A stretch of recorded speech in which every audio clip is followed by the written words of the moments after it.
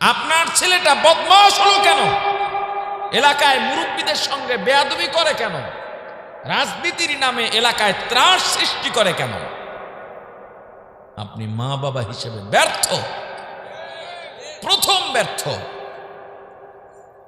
বিয়ে অনুষ্ঠান হয়েছে সম্পূর্ণ জাহেলিয়াতের মধ্য দিয়ে, ইসলামের কোনো নাম গন্ধ ছিল না। হয়তো যৌতুক, না হয় চেপে ধরে 10 লাখ কাবিন, দুইটাই অবৈধ। কাবিন হবে কয় টাকা?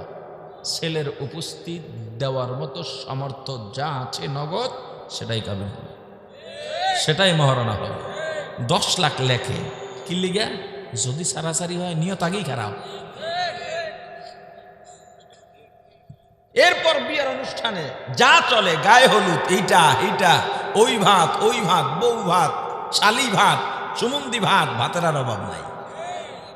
আগে শুনছি সাদা ভাত আর পোলাও, এখন ভাত আরো বাইরে গেছি গা।